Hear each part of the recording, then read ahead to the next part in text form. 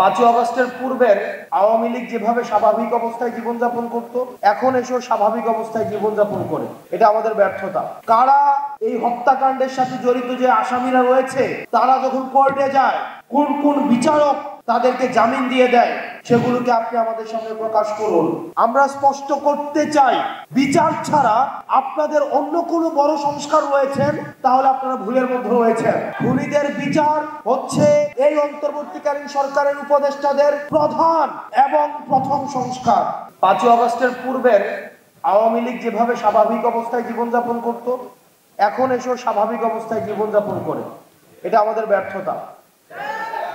এই ব্যর্থতা আসিফ নজরুল স্যারেরও ব্যর্থতা। আমরা ওনার কাছে জানতে চাই, জানুয়ারি মাসে কথা ছিল ট্রাইব্যুনাল 2 গঠন করার, এটা মে মাস, আজকে মে মাসের 16 তারিখ। আমরা স্পষ্টভাবে আপনার কাছে উত্তর চাই, কেন মে মাসে 16 তারিখ হয়ে যাওয়ার পরেও দ্বিতীয় ট্রাইব্যুনাল গঠন হওয়ার কথা থাকলেও এখনো পর্যন্ত গঠন হয় নাই? আমরা আপনার কাছে জানতে চাই, কারা এই হত্যাকাণ্ডের সাথে জড়িত যে আসামিরা রয়েছে, তারা যখন কোর্টে যায়, কোন কোন বিচারক তাদেরকে জামিন দিয়ে দেয়, কারা তারা এবং এসবের পিছনে কাদের ইন্ধন রয়েছে, সেগুলোকে আপনি আমাদের সামনে প্রকাশ করুন। আপনি বারবার বলেন যে আপনাকে ভিলেন বানানো হচ্ছে, আপনি বারবার বলেন যে আপনাকে মিসআন্ডারস্টুড করা হচ্ছে। তাহলে যে সত্য ঘটনা, আপনাকে যদি কেউ কাজ করতে না দেয়, আপনাকে যদি কাজ করতে কেউ বাধা দেয়, বা আপনাকে কাজ করতে কেউ যদি কোনো ধরনের প্রেসারে রাখে, সেটা আপনি জাতির সামনে উপস্থাপন করুন। আমরা স্পষ্ট করতে চাই, আওয়ামী লীগের বিচার, খুনিদের বিচার ছাড়া আপনারা যদি মনে করে থাকেন অন্তর্বর্তীকালীন সরকারের উপদেষ্টারা বিচার ছাড়া আপনাদের অন্য কোনো বড় সংস্কার রয়েছেন, তাহলে আপনারা ভুলের মধ্যে রয়েছেন।